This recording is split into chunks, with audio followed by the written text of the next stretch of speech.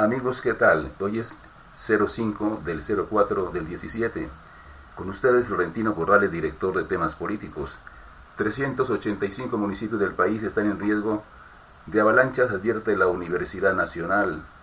La tragedia en Mocoa, que fue arrasada el sábado por una avalancha que dejó más de 250 muertos, puede repetirse en 385 municipios situados en las riberas de los ríos o cauces menores, reveló este lunes un informe. De 2.440 cabeceras urbanas en Colombia, 385 de ellas están ubicadas en las riberas de los ríos o cauces menores, muchos de ellos dentro de los lechos mayores del río, advirtió la Universidad Nacional. Los municipios en esa condición están expuestos a frecuentes avenidas torrenciales en las zonas de montaña producidas por lluvias de alta intensidad y duración que causan deslizamientos de tierra y obstrucciones o represamientos temporales, detalló la información. Según Germán Vargas Cuervo, profesor del Departamento de Geografía de la Universidad Nacional de Colombia, Mocoa, la capital de Putumayo, se ubica de forma inadecuada sobre el corredor natural del río Mocoa y la confluencia de los ríos torrenciales de montaña. El río Mocoa y sus afluentes Sangoyaco y Mulatos formaron riadas de agua, lodo, piedras y árboles el pasado sábado como consecuencia de un fuerte aguacero que arrasaron con 17 de los barrios de Mocoa, una ciudad de unos 45.000 habitantes. Comillas, la tragedia ocurrida en Mocoa es una situación de ríos de cordillera en valles estrechos de régimen torrencial en el que se conjugaron las crecientes del río Mocoa y la acción torrencial de dos ríos menores perpendiculares al Mocoa Mulato al sur y Sangoyaco al norte, cierra comillas, añadió el estudio. En ese contexto, la universidad señala que si no se toman las medidas efectivas correspondientes, el lamentable hecho ocurrido en Mocoa se puede repetir en 385 municipios ubicados en zona de influencia de ríos. En temas políticos, presentamos el informe del director. Ciegos y sordos a morir. La oposición hizo lo suyo el pasado 1 de abril, asistidos por el derecho constitucional a expresarse como lo hicieron, a veces pasándose de la raya, porque se puede protestar con respeto, sin agresiones que dibujen la esencia del acto que los ampara y protege, pero de ahí a que lo expresado a su manera no es aceptable por muchas razones. Y para empezar por el principio, lo primero que se debe tener en cuenta son los razonamientos, la objetividad y sin lugar a dudas si se obra con justicia. Siempre aquí hemos dicho que gobernar no es tarea fácil. A Jesucristo lo crucificaron con toda clase de señalamientos nacidos en su afirmación de ser rey de los judíos. Ahí nació el problema y él, que vino a dejarnos sabias enseñanzas, se dejó crucificar para darnos ejemplo de grandeza a la hora de las maquinaciones y componendas de quienes veían en él un peligro para su futuro. Jesús obró de acuerdo con lo que estaba escrito y así se cumplió al pie de la letra. Enseñanza, ejemplo y carácter para enfrentar a los políticos. Aquí en Colombia sucede todo lo contrario. Esos ejemplos dejados por el maestro son pisoteados por una horda de gentes que ni leen, ni oyen, ni mucho menos reflexionan. Les han lavado el cerebro de la manera más ingenua conocida. Forman parte del redil de los inconformes gratuitos que siguen a un líder que dista de ser un buen líder hasta que no se demuestre lo contrario. Álvaro Uribe Vélez dejó un escrito previo al país mostrando argumentos para pedir permiso para su presencia en la protesta callejera contra el régimen de Juan Manuel Santos, objetivo que ve por todas partes y al que, si le pudiera poner los pies en la cabeza, así sea a distancia, lo habría hecho más de una vez. En el mejor lenguaje colombiano, no se lo traga. Lo que no contó a los colombianos son las implicaciones que sobre él existen en varios juzgados, a los señalamientos de ser determinador de homicidios y entre otras cosas jamás le ha respondido al expresidente César Gaviria, quien en Valledupar en plena campaña por la reelección de Santos, dijo a quienes lo escuchaban que Uribe tiene las manos ensangrentadas, afirmación que nunca le ha merecido una explicación al país y a sus seguidores para que mañana no se llamen a engaño si hoy están siendo orientados y conducidos por una persona con un pasado tan oscuro. En temas políticos, este fue el informe del director. Artistas y deportistas se solidarizan con las víctimas de Mocoa. Luego de la terrible avalancha que arrasó con gran parte de Mocoa, personalidades del espectáculo y del deporte alrededor del mundo han mostrado su apoyo a las víctimas de la tragedia y a todo el pueblo colombiano. Shakira, Carlos Vives, Juanes, Vicim, Vicky, Jan, Balvin son algunos de los que en redes sociales se han volcado con el departamento de Putumayo. Por su parte, estrellas del deporte nacional e internacional también mostraron su solidaridad con quienes hoy sufren los estragos de la naturaleza. Nairo Quintana, Falcao, Carlos Puyol, Carlos Sánchez, Miguel Borja y el Pibe Valderrama, por mencionar algunos. Cabe destacar que el domingo en el partido de Liga disputado entre el Real Madrid, equipo de James Rodríguez, y el Alavés, equipo de Daniel Torres, se guardó un minuto de silencio en honor a las víctimas de la avalancha. Asimismo, el club brasileño chapecoense, que el pasado 29 de noviembre perdió a más de la mitad de su plantilla en un accidente aéreo en Antioquia, publicó un sentido mensaje expresando total apoyo a los colombianos, quienes en su momento acogieron el dolor por lo ocurrido como propio. Con el hashtag numeral Mocoa Somos Todos, que desde el pasado 1 de abril es trending topic a nivel nacional, el mundo se solidariza y pide ayudar a quienes en este momento más lo necesitan. Acompaño con mis oraciones a las víctimas de esta tragedia ocurrida en mi país. Hace 9 meses se avisó que podía pasar la tragedia en Mocoa. La madrugada del sábado 1 de abril partió en dos la historia de Mocoa, departamento de Putumayo. Una avalancha provocada por las fuertes lluvias ocasionó el desbordamiento de los 3 ríos Mocoa, Mulato y Sangoyaco, que rodean esta zona, ocasionando la muerte de 210 personas y dejando a miles damnificadas. Generalmente en esta zona del país se promedia que por año caigan 10.000 milímetros de agua lluvia, pero en la madrugada del pasado sábado cayeron 600. Esta anomalía, sumada a la topografía de la zona, permitieron que estos ríos, que tienen características torrenciales, adquirieran características violentas, arrasando con todo lo que encontró a su paso, provocando la desaparición de 17 barrios. El director de la Corporación para el Desarrollo Sostenible del Sur de la Amazonía, Cuerpo Amazonía, Luis Alexander Mejía, explicó en Semana Sostenible que la devastadora tragedia que vive hoy Mocoa ya había sido advertida, pues esta entidad previamente había hecho unos estudios en donde alertaba que este tipo de acontecimientos podrían pasar. Comillas, hace 9 meses cuando hicimos un taller con el Servicio Geológico Colombiano donde advertimos que esto podía pasar por el uso inadecuado de los suelos que agrava este tipo de eventos. Además, indicamos que varios municipios amazónicos, incluido Mocoa, no habían actualizado su plan de ordenamiento territorial. Por eso ha sido complejo concertar e implementar los determinantes ambientales en esta zona, añadió Mejía.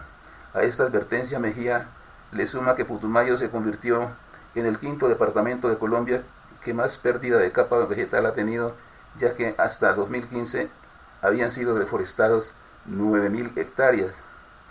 Cuando quitamos la cobertura vegetal, la tierra, que está compuesta en gran parte por ceniza volcánica, se impregna de humedad y con el agua de lluvia se causan estragos, explicó en este mismo medio.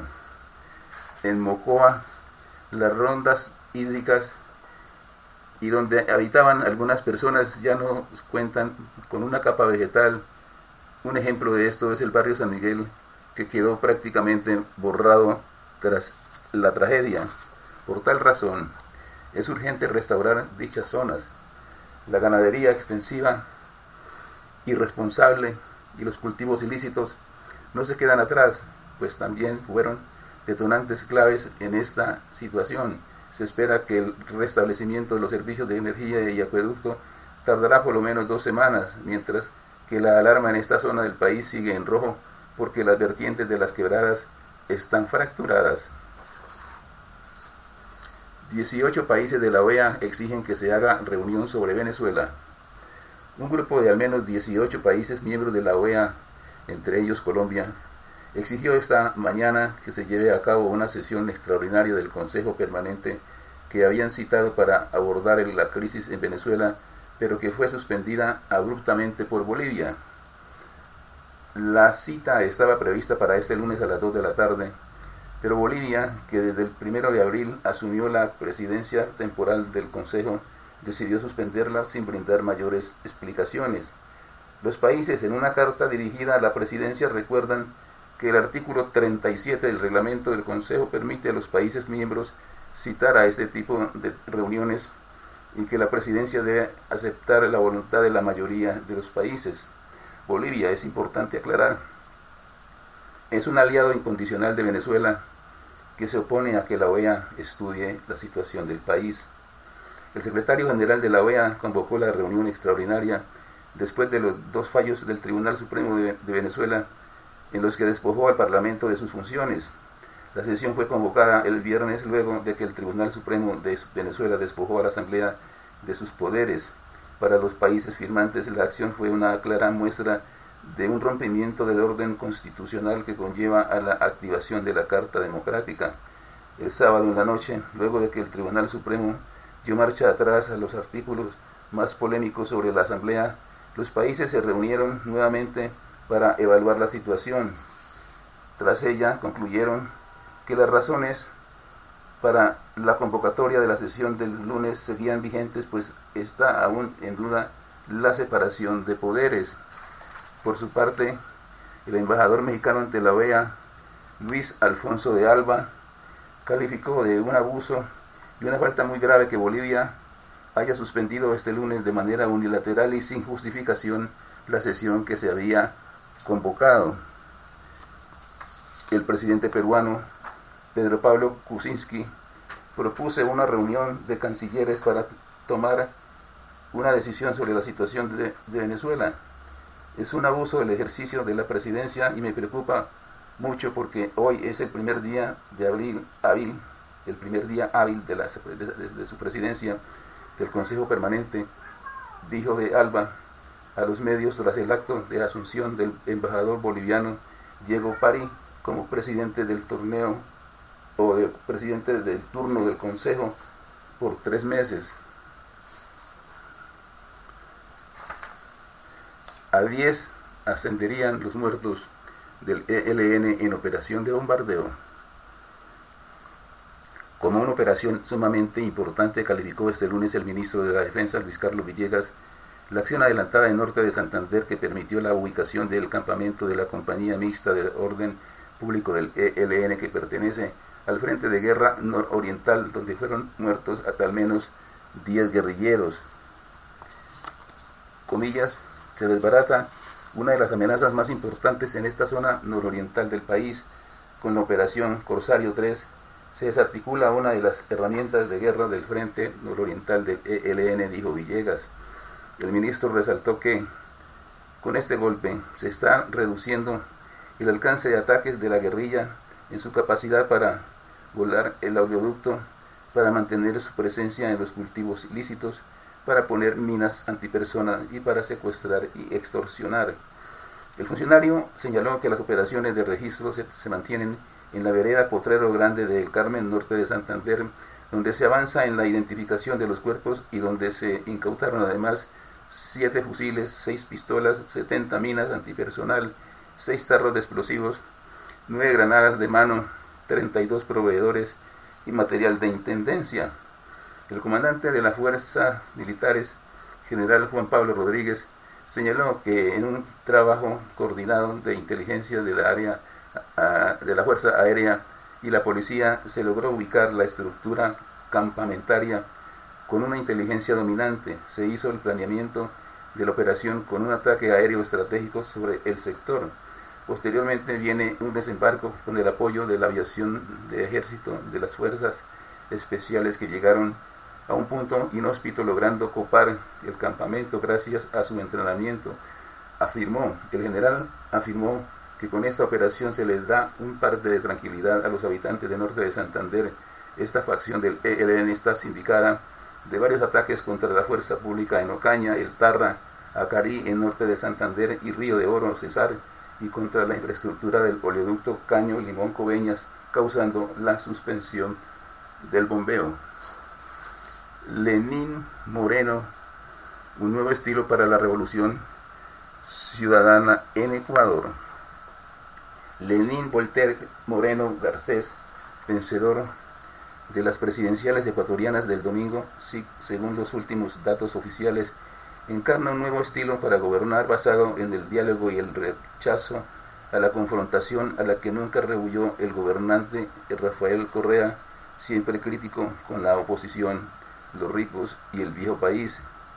Nació en la ciudad de Nuevo Rocafuerte en 1953, en la provincia amazónica de Orellana, muy cerca de la frontera con Perú, donde sus padres eran maestros.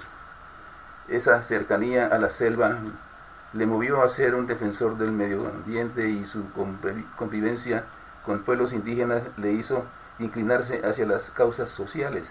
La solidaridad es la razón por la que estoy aquí en este momento, porque si no vives para servir, no sirves para vivir, aseveró el 1 de octubre pasado, tras ser ratificado como candidato presidencial por su formación política. Desde 1998 se desplaza en silla de ruedas, ya que quedó parapléjico a causa de un disparo que sufrió durante un asalto. Por ello, durante el tiempo que fue vicepresidente de Ecuador en el gobierno de Correa 2010, 2007, 2013, impulsó programas de asistencia a personas discapacitadas, lo que le propició la gratitud del pueblo y el reconocimiento internacional, pues muchos países se interesaron en replicar sus planes. Esa tarea la continuó después de abandonar el gobierno, cuando el secretario general de la ONU, Ban Ki-moon, le designó como su enviado especial sobre discapacidad y accesibilidad, cargo que abandonó al aceptar la candidatura a la presidencia por su nuevo movimiento político Alianza País, partido que se conformó para las elecciones del 2006 y en el que Moreno fue binomio ganador con Rafael Correa. De tendencia de izquierda, su estilo en el gobierno y fuera de él siempre fue diferente al de Correa. Moreno es conciliador y se apoya en el humor, del cual es un estudioso y apasionado. Ha escrito más de 50 títulos sobre el tema, que abordó con dedicación luego de su asalto en el 98 y del que se desprendió su descubrimiento por la medicina del humor y la risa, porque cuando ella está, el dolor no puede estar, ha afirmado el candidato, quien defiende las propiedades analgésicas y terapéuticas de reír. Tras aquella dura experiencia, su padre, Servio Moreno, cuenta que Moreno le dijo: "La vida continúa, papá", y le confesó que había perdonado a su agresor. Comillas, encontré paz espiritual en el momento en que empecé a rezar por la persona que me disparó. Seguramente a ese joven le faltó mucho amor. Cierra comillas, reveló Moreno. En una ocasión, Moreno acostumbra a bromear con quienes le rodean y a menudo hace chistes en sus intervenciones públicas, que en ocasiones finaliza entonando canciones, pues la música es una de sus aficiones. Con 64 años, afirma que seguirá la línea del presidente saliente, pero aplicará cambios en el estilo y trabajará en favor de los más olvidados de entre los olvidados. Su rechazo al choque frontal le llevó a desestimar durante la campaña electoral propuestas para mantener debates electorales con sus contendientes, el opositor Guillermo Lasso, y ofrecerse en cambio para conversaciones e intercambios de ideas en los que dar a conocer las propuestas de gobierno de ambos aspirantes. Moreno es licenciado en Administración Pública de la Universidad Central Estatal, fue profesor de secundaria y empresario dedicado a la promoción turística antes de desembarcar en la política. Es casado con Rocío y padre de Cristina, Karina e Irina. El próximo presidente de los ecuatorianos sostiene que la política no es fea, aunque el concepto ha sido prostituido. Entes de control inician proceso especial de vigilancia a empresas sociales del Estado. El Ministerio de Salud, la Procuraduría y la Contraloría anunciaron que realizarán un proceso de vigilancia especial para las empresas sociales del Estado, con el fin de diagnosticar, prevenir ineficiencias y actos de corrupción y propender por la adecuada prestación de los servicios de salud en todo el territorio colombiano. La decisión fue tomada a causa de la crisis que sufren numerosas entidades y el grave impacto que tiene en el panorama territorial. Previamente el Ministerio Público había creado la Procuraduría Delegada para la Salud, la Protección Social y el Trabajo Decente, buscando fortalecer su acción preventiva en materia de salud y articular esta función con las líneas de acción disciplinaria y de intervención. Mediante ese órgano se ha venido adelantando un proceso de vigilancia a la gestión de las empresas sociales del Estado, encontrando algunos casos críticos, los cuales también serán abordados dentro del proceso de vigilancia especial. Los 5 primeros hospitales públicos auditados serán el Rosario Pumarejo de López en Valledupar, el Universitario Departamental de Nariño, Pasto, el CARI Barranquilla, el San José Popayán y el Universitario de Santander en Bucaramanga. En la Corte Fiscalía comenzó a descubrir pruebas en contra de Sandra Morelli. En la Sala Penal de la Corte Suprema de Justicia se empezaron a revelar 2020 pruebas en contra de la excontroladora general Sandra Morelli, investigada por supuestas irregularidades en la celebración del contrato de arrendamiento para una nueva sede de esa entidad. El ente investigador indaga por un presunto detrimento patrimonial que ascendería a 12.000 millones de pesos. El fiscal delegado para la Corte argumentó que la Contralora desde el principio tuvo previsto la enajenación de los inmuebles Centro Colseguros y el edificio Cardenal Crisanto Luque como principal alternativa de traslado de su dependencia. Según las 2020 pruebas que deje tener el ente investigador, Morelli habría favorecido a un solo proponente. Comillas, tenía definido quién sería el contratista, así como el conocimiento privilegiado que se tenía para el trámite interno contractual, cierra comillas, argumentó el funcionario judicial. Por esa razón, la excontralora general es investigada por los delitos de peculado por apropiación a favor de terceros y celebración indebida de contratos. Para la Fiscalía, la exfuncionaria actuó de forma caprichosa e indolente, infringió de manera consciente y voluntaria la ley penal en el trámite de tales negocios. La excontralora escuchó atentamente las pruebas del organismo investigador y, según pudo establecer el espectador, en su defensa presentará cerca de 60 pruebas, entre las que se destaca 17 testimonios. Hasta aquí, temas políticos. La invitación muy cordial para que nos sigan en Twitter, Facebook y YouTube de lunes a viernes en este horario. Muchas gracias por su sintonía. Los espero mañana. Buenas noches.